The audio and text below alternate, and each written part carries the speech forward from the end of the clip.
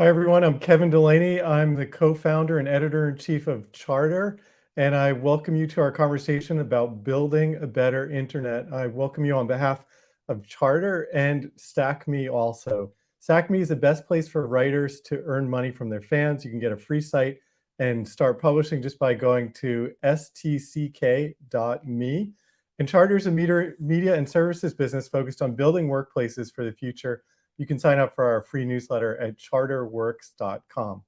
The topic of our discussion today is how to build a better internet. We want to earnestly try and answer this question over a series of conversations, and this is the first in that series. So the specific driving question that we have is around the role of discovery and serendipity in the machine age. The dominance of search and social media algorithms, and there are just a few of them that determine what so much of what we see on the internet, means that the web today is like an infinite house of wonders with just a few doors. The chance of finding or stumbling upon what is most interesting or relevant is often surprisingly small. Plus, professional public interest media has been destabilized because of its inability to compete with programmatic advertising to get sponsor revenue. The driving question is, why can we not have discovery with the quality and authenticity we expect from the old world's gatekeepers and the scale we're used to in the digital age? So today we're joined to answer this question by Sridhar Ramaswamy. Sridhar is the co-founder and CEO of Neeva. It's an ad-free, privacy-focused search engine. You can try it out yourself for free at neeva.com, Neeva. Sridhar previously led Google's $115 billion advertising division, the company's largest business, and he is also a venture partner at Greylock. Sridhar, thank you for joining us. Excited to be chatting with you, Kevin. Well, we're really especially excited to speak with you because you've played a leading role at one of the most important central aggregation and starting points on the internet at Google, where people start a lot of their searches and voyages looking for information. And you're now building a new search engine aimed at improving users' experience of the internet. So Sridhar, you and I are going to talk for a while. I'd like to encourage the people who are watching to put any questions in the comments, which we'll come to during the course of the conversation, and then leave some time at the end to make sure that we get to any that are still outstanding there. So I want to start to ask you about Neeva and actually go to like the very first principles of it. Can you explain the problem you were trying to address in creating a new search engine? Yeah, our basic thesis is that more and more of the products on the internet, especially something as important and as personal as search, they pretty much work for advertising and advertisers. I mean, think about all the things that you and I search for. It's, yeah, sure, it's the restaurant next door, or is something else open, but it's also like, oh my God, I have this weird headache. I wonder what this is about. Um, and just we felt that the current commercial model, which Google exemplifies, became one whose focus was advertising. And we wanted to go back and create a much simpler and much better product for users. And our bet was that the only way to do this sustainably was to be paid for directly by our users. At one level, it sounds crazy. It's just like, who would pay for a free product?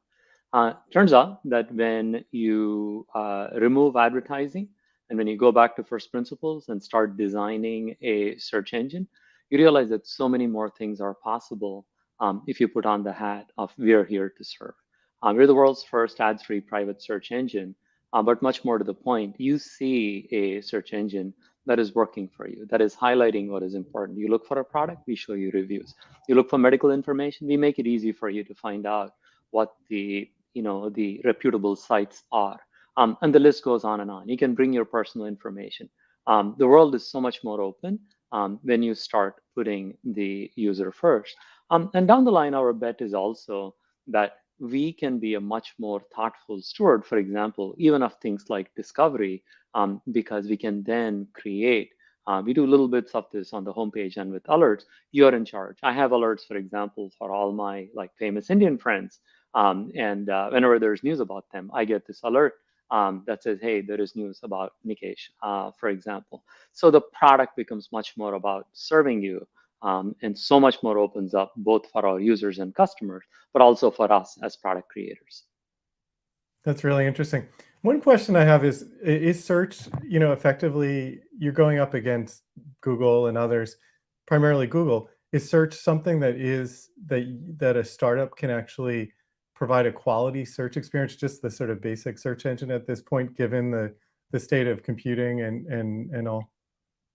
Absolutely. Well, that's the dream of every startup. You want to start at a small slice or an interesting aspect of the problem that you hope will grow over time. And the people that are attracted to Neeva are the ones that are attracted to our business model, or the ones that care about privacy.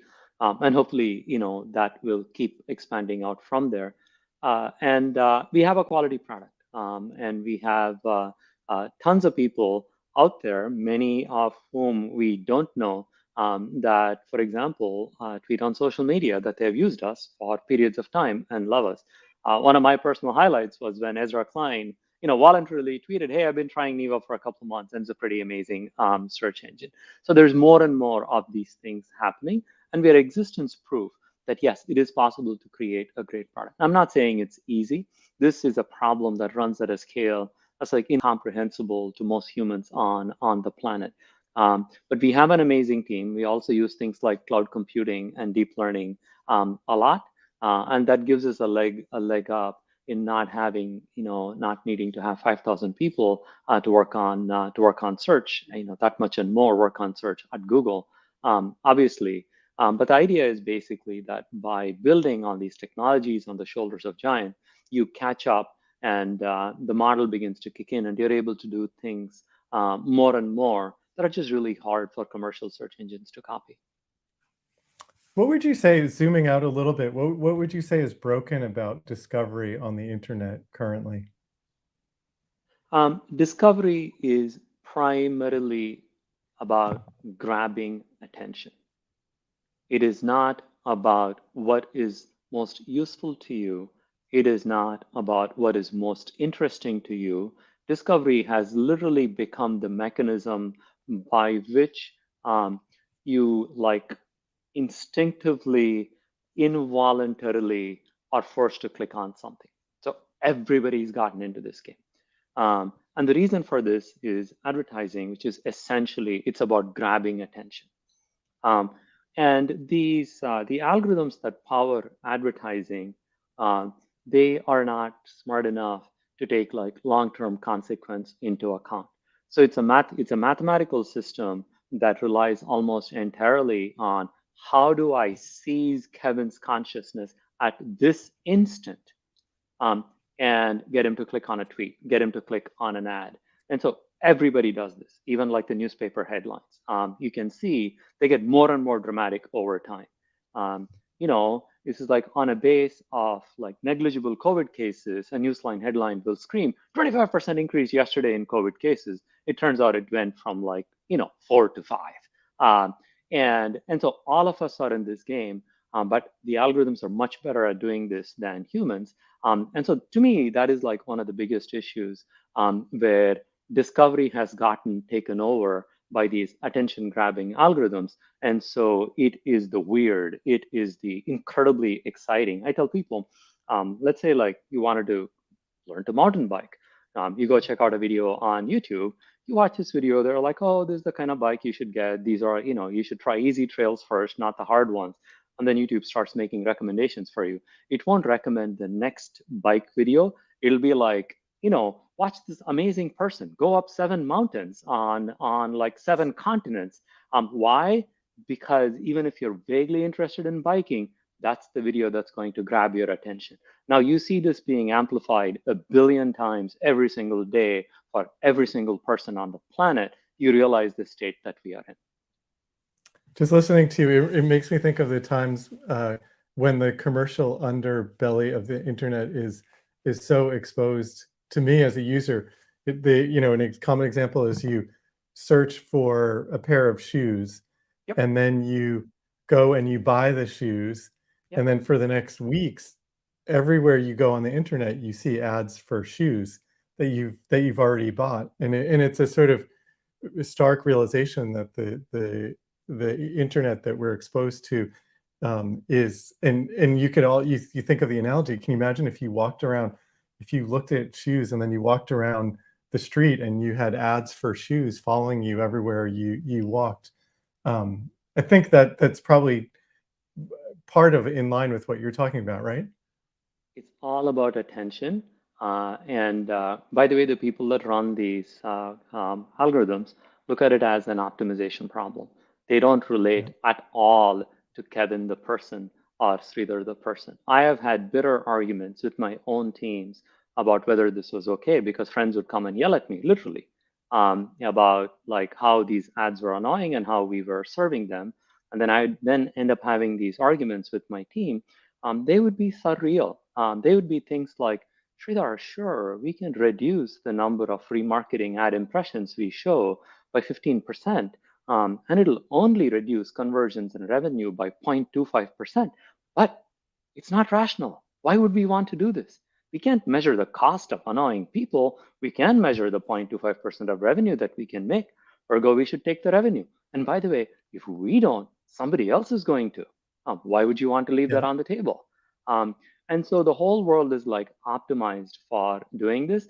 By the way, I have come to realize that this is not, ads are not a problem for the well off. Ads are not a problem for the tech savvy. The fact of the matter is, you and I run ad blockers almost certainly.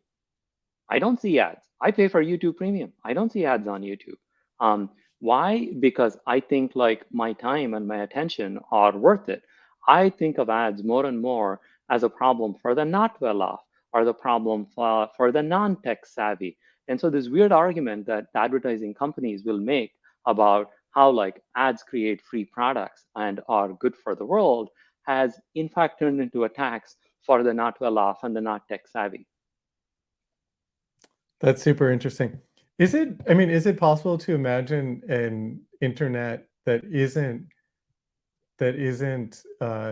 optimized for commercial ends?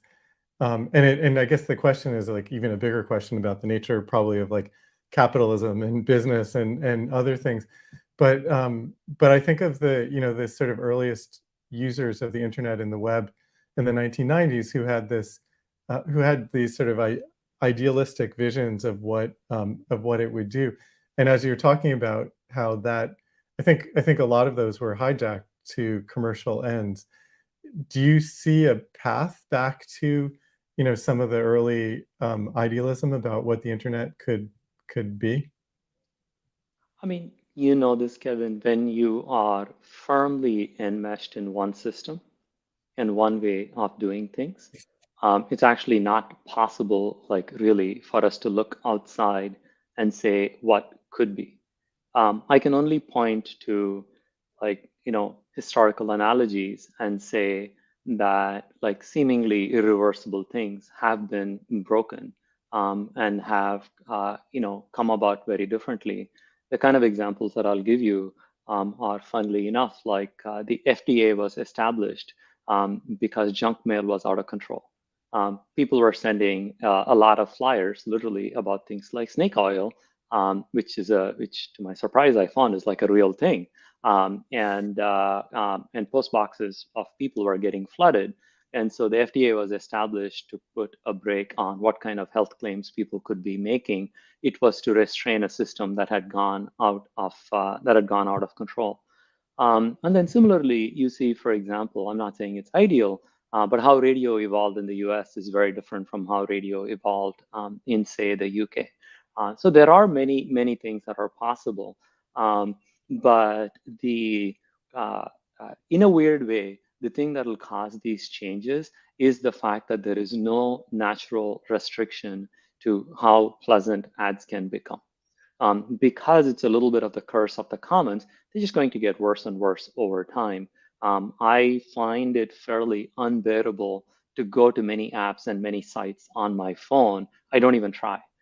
And I come back to my desktop because it has a nice ad blocker in which I can watch the content. Don't get me wrong, I'm sympathetic to creators. I pay for a lot of content that I consume. And so I think people should get rewarded. There's a lot that can and should be done here. At Neeva, for example, we made an early commitment to sharing revenue with content creators whose content we used. And we've already started paying out some of the bigger publishers for allowing us to use content. So I think there need to be different models. And I definitely think that there is a change and a transition that is happening because the current environment where we all go through unpleasant experiences, where we are all spied upon by not one, not two, thousands of companies when we do literally anything on the internet, and to feed an insatiable ads machine is just going to crumble naturally by itself. I do think that there will be a very different internet 10 years from now. That's interesting.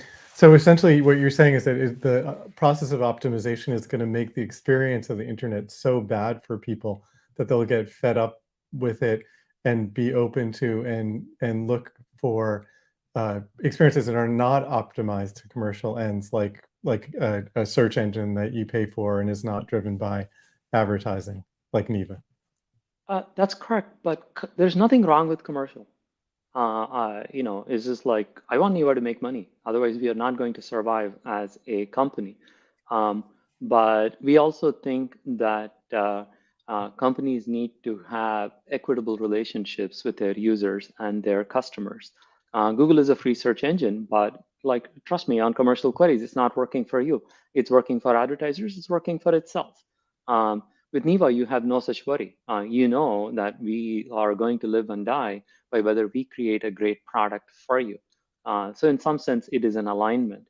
And it is also possible that there are new aggregators. As I said, we have a publisher program in mind. And if we actually scale, hopefully we start to contribute meaningful amounts of revenue to content creators. I think models like Stack, models like Substack in the US, are all very they're exciting because they enable micro audiences and micro niches to exist and thrive. Um, to me, all of these go back to basics of building up customer relationships. I think of the advertising supported internet model as one in which all content creators somehow, in retrospect, foolishly behave that they could outsource their relationships with real people, their need to make money to a company like Google.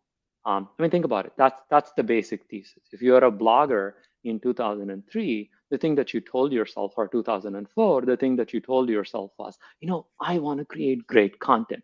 This thing called internet and this program called AdSense from Google is going to figure out how to drive people to my content and how I make money. I don't have to worry about that at all. I can just focus on creating content. Like fast forward 17 years and you have to go like, huh, what were you thinking? How was that ever going to work out well for you? This is basically all what the newspapers did too.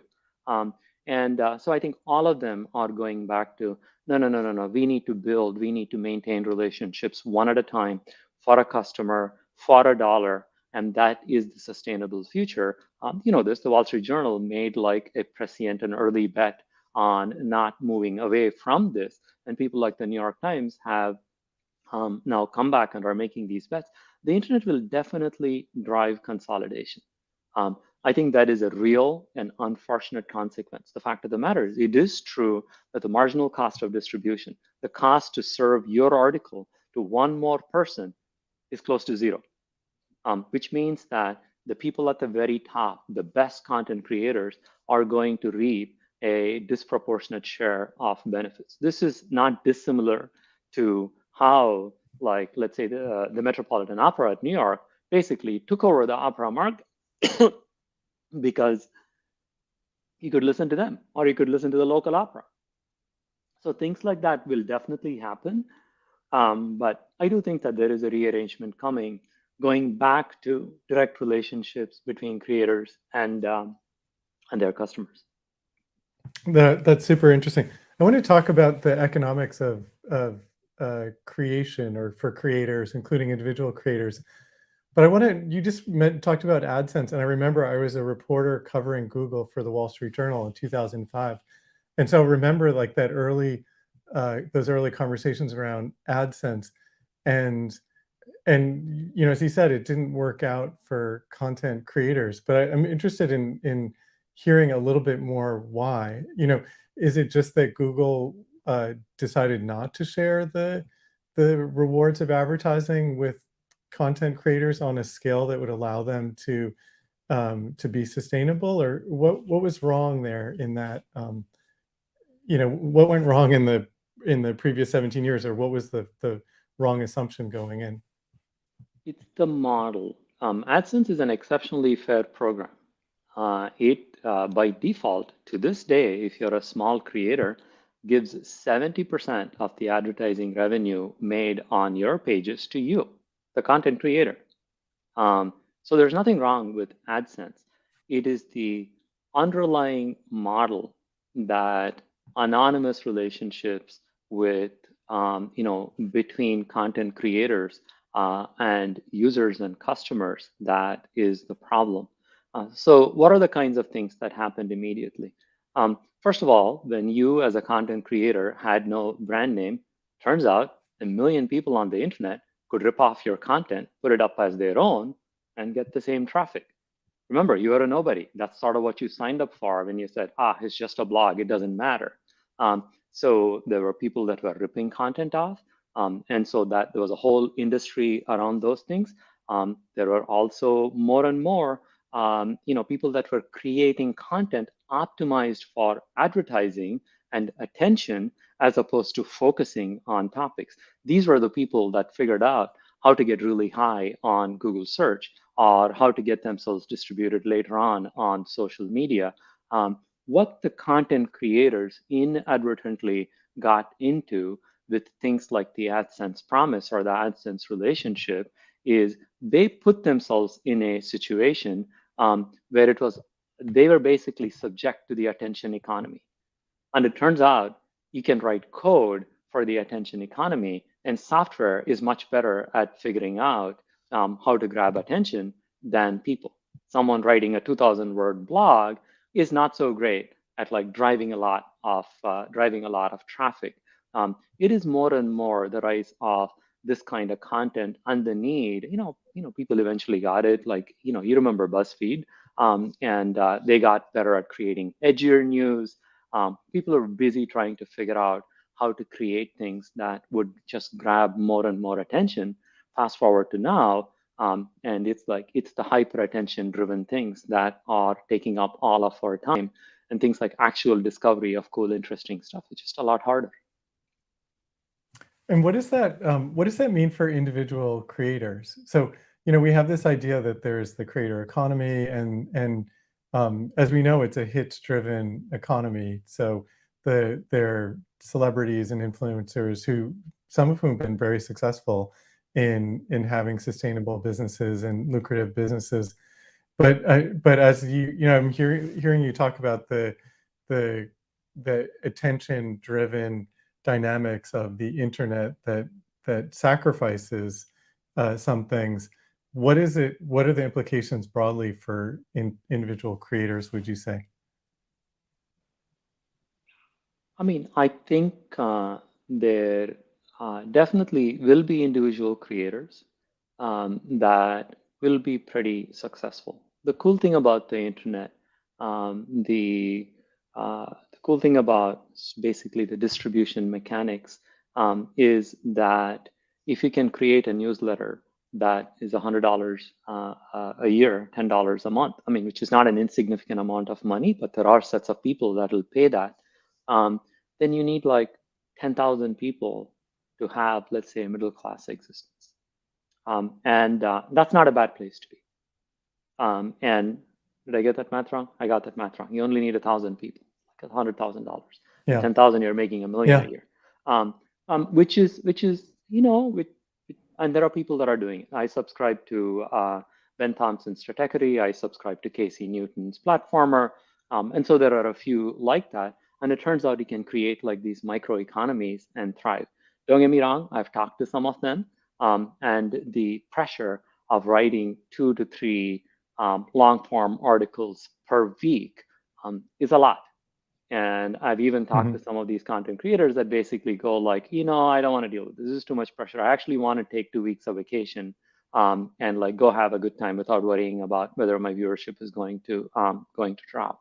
But I think there definitely will be a class of people that are basically able to get 1,000 people around the planet to be able to subscribe to their $100 subscriptions. And it's, they might decide that that's a fine place to be. So this is where I think platforms like Stack come into play, where you can build these micro audiences. You have a direct connection to them. I make sure, for example, that like Ben and Casey's articles don't get lost in my inbox. I mark them in a special way. I go back and read them, or I, listen to Ben's podcast, for example, instead of reading the article when I'm working out. I can establish this cycle, and it's a great deal for Ben because I think he has tens of thousands of people that like believe in that the same way that I do. So I do think there is a lot of opportunity here because there is a real hunger for original, authentic content, and a set of people that are willing to pay for it. We have a question in the comments I'm going to come to in a minute, but I wanted to ask you, you said that Neeva is actually paying content creators to use their content.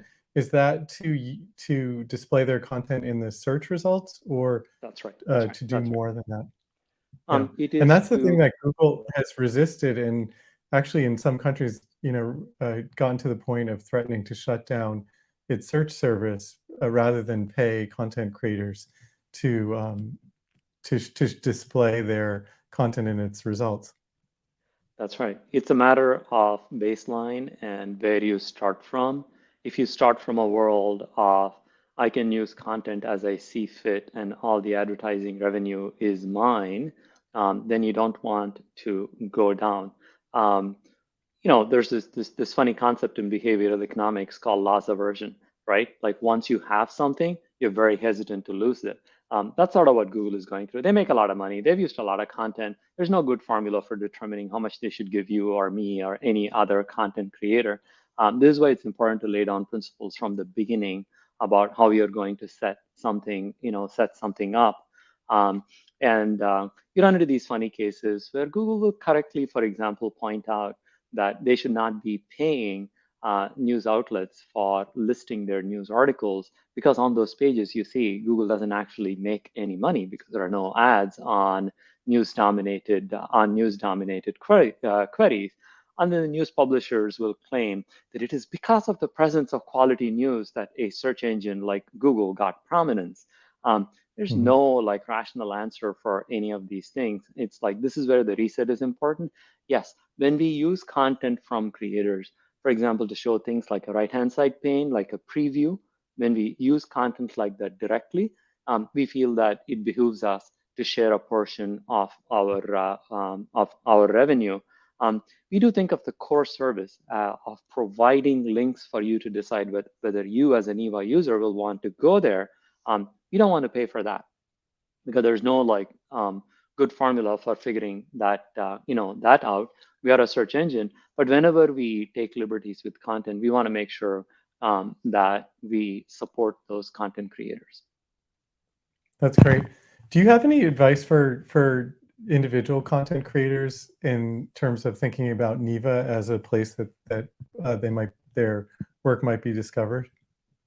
I mean, it is early. Part of what we are doing in Neeva is making it possible to personalize, to decide what kind of content you want to see. So if you're looking for recipes, you can pick a set of sites as your preferred recipe providers. If you're looking for news, you can again pick a set of news publishers and say, those are the people that I want news from, all other things being equal. What I mean by that is, I have subscriptions to a set of newspapers, Wall Street Journal, New York Times, and I want them to be preferred if I'm looking for news and they have coverage.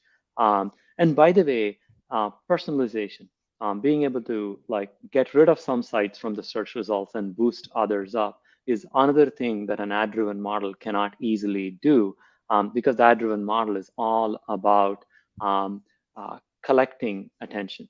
So we support features like, oh, you can downrank Walmart, you can downrank some other big retailers. There are people, for example, that don't like shopping from Amazon.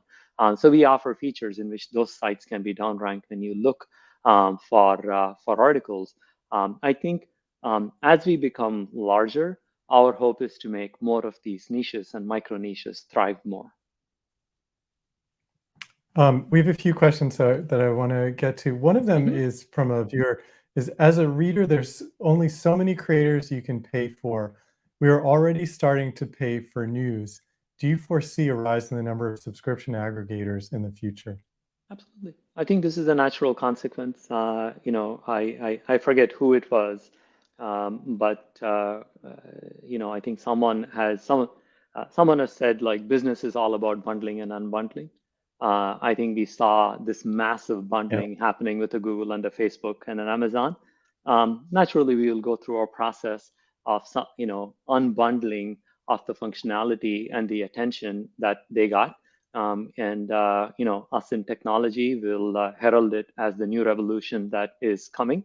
And after some rounds of unbundling, we'll bundle it and call it a new revolution again. And so, it's it's a circle of life.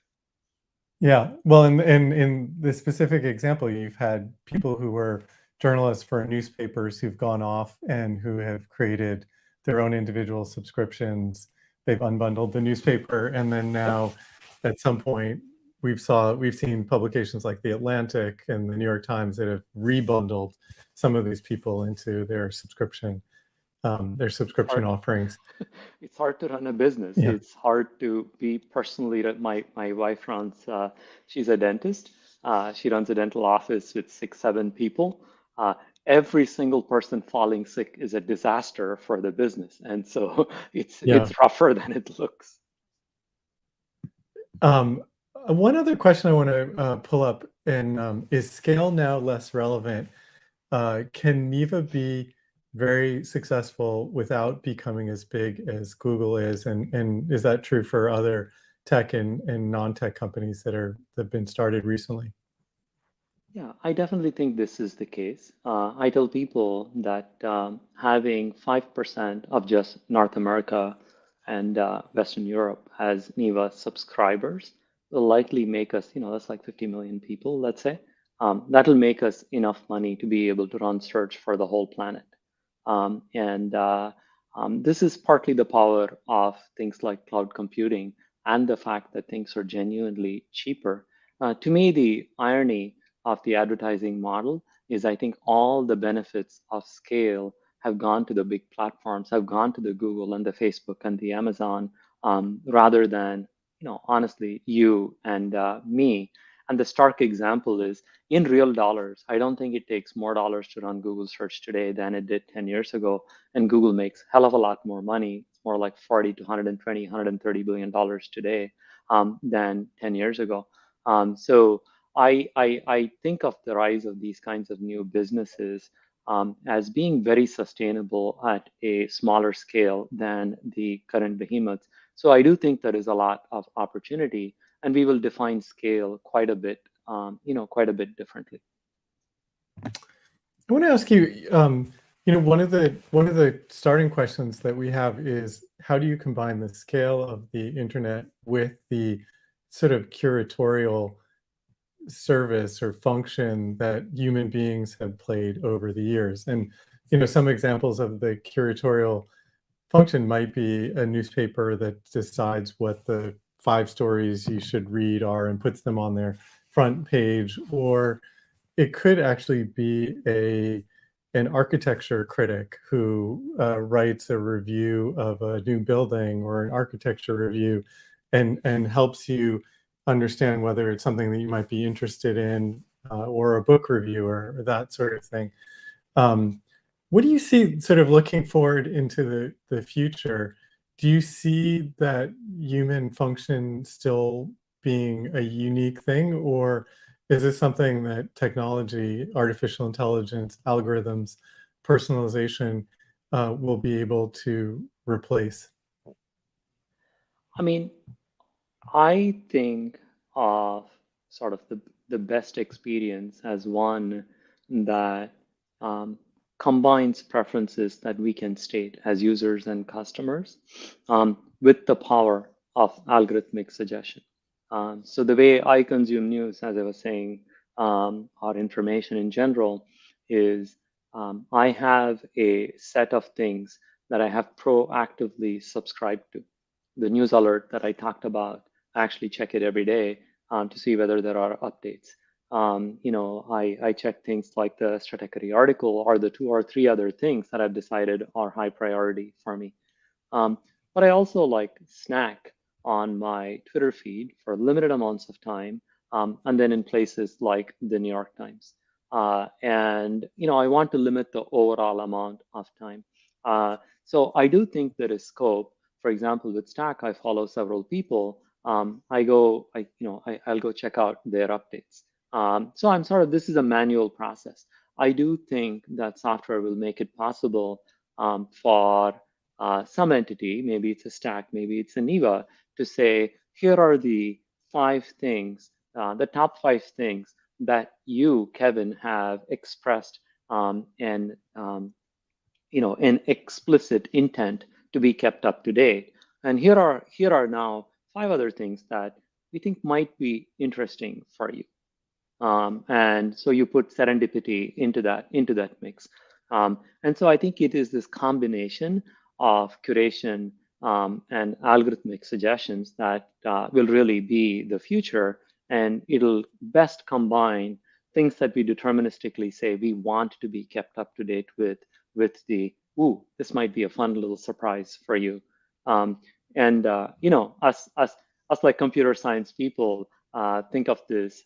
There are various named for it, but basically you're trying to balance exploitation with exploration.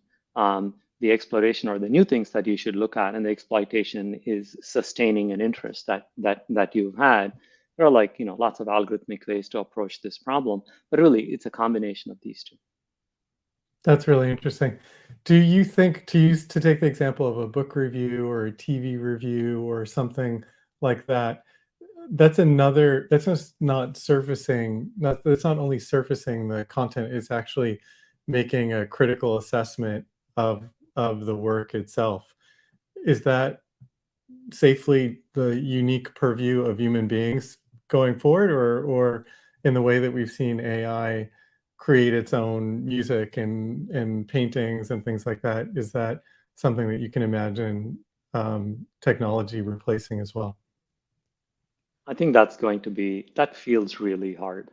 I've read some monumental books recently, literally things that cover incredible people like a Gandhi or Mandela, with a sweep of 50 plus years of histories of like entire nations. I'm hard pressed to see how you capture the essence of that in one page without a human doing it. More recently, I read a book called The Dawn of Everything, which literally is like history of humanity over Like a paper, 100,000 yeah. years. Good luck I tried to summarize it in a page, and I was struggling. I would be astounded if an algorithm can do that in 2 pages. But who knows? I Yeah. absolutely think there's a place for humans to do this. One thing, as you were talking, one thing that occurred to me is around email newsletters. So in the US, email newsletters are an increasingly important way for creators to reach their Right. audiences. That's right. And email, is the oldest internet technology. It's actually not super dynamic, but it seems to be the reason that creators use it is because it's a way to have a reliable ongoing connection to an individual member of their audience. So they're able to get in the inbox, and it's not that connection is not subject to Facebook's feed algorithms or showing Gatekeepers. up in Google Yep. search or that sort of thing.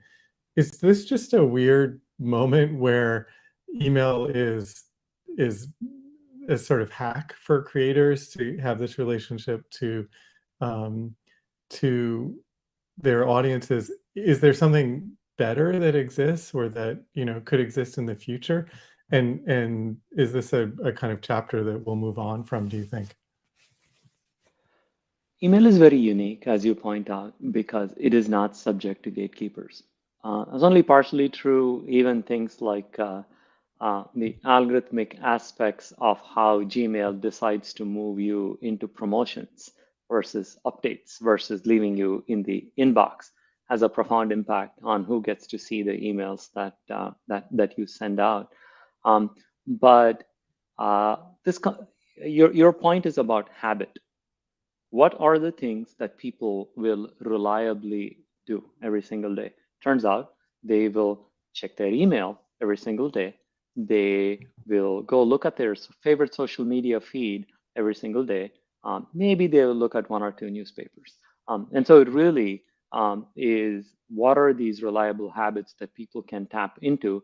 Email is one of the few habits that, where there is not like this gatekeeping function that platforms perform.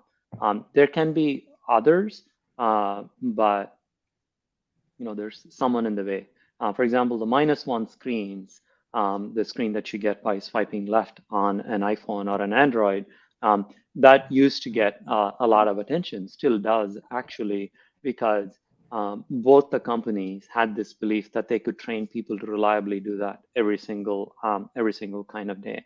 Um, I think it is a little hard for me to imagine an unfiltered daily habit that billions of people are going to adopt over the next couple of years. But it's also a place where we should have like a healthy respect for the unknown. If someone had told you even like 12 years ago that literally the entirety of humanity would have like these little plastic boxes in their pocket that they would obsessively scroll every single day, we'd all kind of laugh about it. So who knows? In a few more years, something else might show up. But I think email will stay. That's great. Yeah, and you could say Facebook is a habit that almost literally consumed the world for and came out of, it's not in the history, in David Graeber's history of humanity, is not, is a relatively modern thing. Why don't we take, there's another question about spaces on Neeva, and the question is, spaces on Neeva are fantastic. How did you come up with it? So for folks that don't know, spaces are a collection. It can be as simple as a bookmarks folder, but it can also be a lot richer. You can take a set of recipe results that you see on Neeva and put them into a space and get the same kind of preview experience. So we thought of spaces primarily in the context of searching. Now, as all of you know, no one searches because they want to search. They search because they want to do something. They want a piece of information, or they are often researching something. Even something as simple as I want to go to this restaurant, involves lots of choice.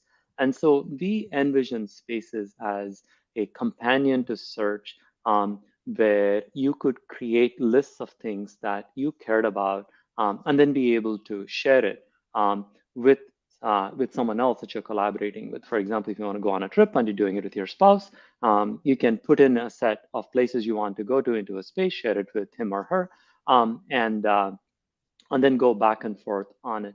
Over time, we've added things like, you can attach a news alert to a space. This was the thing that I was referencing earlier. So whenever there's news about my friend Nikesh Arora, this space lights up and says, hey, there are updates in this space. But we constructed spaces as a nice complement to how we consume information, as a way to materialize interest. We have a thriving maker community that makes spaces. And our pitch basically there is, everybody has preferences. Everybody thinks they know the best restaurants around them or the best hiking trails around them. We want to make it super easy for those people to be able to create a space, put it out there, share it with friends, share it on social media. To a certain extent, it's about making just content creation and curation easier. Creation is hard. Writing a 2,000-word blog is a real skill. But on the other hand, writing a list or making a quick list of your favorite restaurants, your favorite places to visit, your favorite hikes, is a whole lot easier. And we want to encourage people to do that and make it really easy for them. We just have a few more minutes, and I want to kind of come back around to some of the big questions that we started with. And one of the questions I think one has to ask when we're hitting these topics is, to what extent are you fighting human nature? So we know that a lot of the algorithms and the experience, the echo chambers where people are presented with information that is actually not new to them, that it reinforces their own views.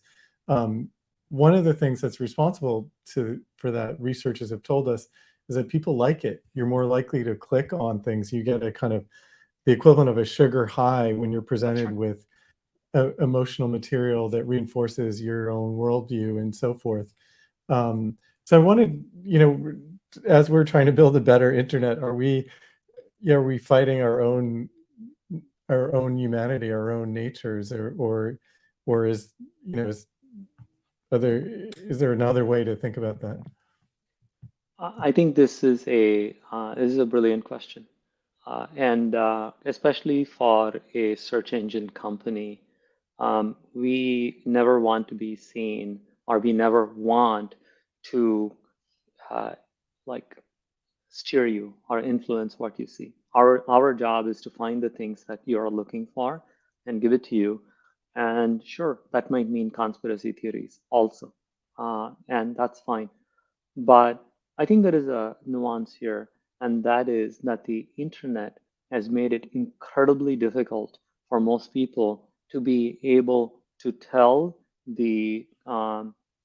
a reputable site or a truthful site from an unreputable site, even if they had the desire to only consume quality content. So we have a partnership with this company called NewsGuard that was started by Stephen Brill, where we show labels whenever there's news. And so we don't want to be in the business of figuring out which sites should rank. The algorithm decides that, but we give you that additional context of, here are important characteristics about the site that you should know. Part of the unfortunate consequence of the ad-driven model is that it sort of gives this view. I call it a flat Earth view. If you search for anything on Google, um, that page will look exactly the same as a page that is full of unreliable sites. Some of it is just, it's the design. Google wants to be seen as authoritative. Sometimes it's the model. You want the ads to look just the same as organic results. So what we do and what we think is important is provide clarity. It's like, if you, sure, you can go to this site, but here is the context on the site. If you're looking for a health query, I think it's important that you know whether you are looking at a pay-for-play directory that lists doctors, or is more of is more a page from a nonprofit or a government site that tries to be about objective information. So we try to surface nuances like that. But yes, people absolutely will look for confirmation. The confirmation bias is very real. We actively seek things that agree with the worldview that we already have. And that problem is clearly much larger than technology. It's like, it's a problem with humanity and has existed for thousands of years. And so your solution is to label the sources that are reliable so that it's easier for people to make a distinction. For those people that are interested in making distinctions, our solution is to provide the labels that give the additional context. Not all sites are the same. Not all Yeah. sources of information are equally true. Our job is to provide people with the tools that they can use to make good decisions. And unfortunately, what has happened is that I think right now we have a population across the world that has learned the internet on the fly, on the side. We were never taught to use the internet. My kids who are younger, if for their high school papers, for example, certainly their college papers, the high school had a standing policy that they were not allowed to quote Wikipedia. They're like, nope, you can only quote scholarly journals. You can only quote reputable magazines. So they actually went through a process of learning to distinguish between reliable information and unreliable information. And now anyone that hears this will be shocked because Wikipedia is a source of truth for so many of us, for so many things. And yet the school is like, no, no, no, no, you should go back to the original source. And that's the only thing that you're allowed to, that's the only thing that you're allowed to quote. So in this transitional period, I do think that things like these labels are going to be important. I think we, collectively need to figure out how to increase the savviness that people bring to consuming information, because it is a skill and it's really hard. Great. I'm going to pull in another question we have, and then I'm going to bring us to the finish line after this. But what's your take on, this is a question from Rohan. What's your take on the Brave browser's blockchain token system? Do you have a view on that? This is a long and complicated topic as we get into Web3. For folks that don't know, I'll attempt to provide like clarity and background on this one. Brave is an amazing browser, has lots of users. By default, they block all ads on all sites, and then they show ads of their own. And the pitch is that they're going to share that ads revenue between you, the user, and the publisher. It's a bit of a scorched earth model, which is take out all of your ads, show ads, and maybe you'll get a cut after that.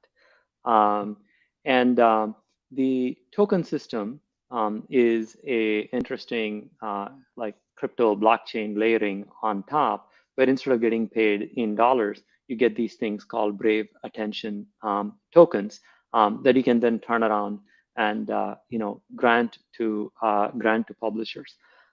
It's interesting. It is enormously complicated. I've read their white paper, and I've also subscribed to the BAT program. It doesn't make a lot of money for me, and it's also a very complicated model. We prefer the simpler model of you, the customer, pays us, and in return we forswear ads, we forswear affiliate links, and we focus on making a great product for you. It's a little bit of a throwback to a different era. It's an aspiration for simplicity, but Brave, as I said, is an interesting and amazing browser, and this is a small part of what they do. So I want to close us out with coming back to a few of the questions we've addressed throughout this time, and they're two main ones. We're all about building a better internet, and it would be great if you could sort of summarize your answers to these two questions. One is, how do we fix the economics of content creation? And then the second one is, how do we fix discovery? Yeah, I mean, this is where I think companies like Stack are doing a great job. First is make it really easy to create good-looking content. It matters for attention. It matters for getting customers. That's number one. The tooling matters. To me, part of the big problem with the internet, and Reason has famously talked about this, is the lack of payments infrastructure, which again, Stack is fixing. The idea there would be make it possible to establish both the casual relationship, say a free email subscription, and the more meaningful customer relationship where a subscriber is actually paying the content creator. So I think those are the founding blocks of bringing value back to high quality information, but then making it possible for there to be real customer relationships, real payment relationships, things like building loyalty in this equation between creators, content, and the consumers and customers of that information. So to me, that is like step one. A consequence afterwards can be what I talked about, which is how do you create this amalgam of things that you have expressed explicit interest in, combine it with serendipity. I think the chapter on that is yet to be written. There's lots of opportunity here, but it's really these two: meaningful relationships on one side, but a little bit of surprise and rainbow on the other side that I think are the key ingredients for really building a better internet and a better information economy. This is great. Thank you for talking us through these things. Really, it kind of a lot of insights in the last nearly an hour that we've been talking. And I've been joined by Sridhar Ramaswamy. He's the co-founder and CEO of Neeva, Neeva.com, which is the ad-free, privacy-focused search engine. I encourage everyone to check it out. Sridhar, thank you for taking part in this conversation. Thank you, Kevin. It was a real pleasure to chat with you. That's great. So I'm Kevin Delaney. I'm the co-founder and CEO of Charter. And this conversation was brought to you in partnership between StackMe, which is stck.me. You can set up your own site. And as Sridhar said, it's a great location for creators to get started. And Charter, which is a new media and services startup focused on making the future of work better for everyone else. So we're going to end there. We'll be back. This is just the first in a series of conversations. And thank you, everyone who took the time to join us today.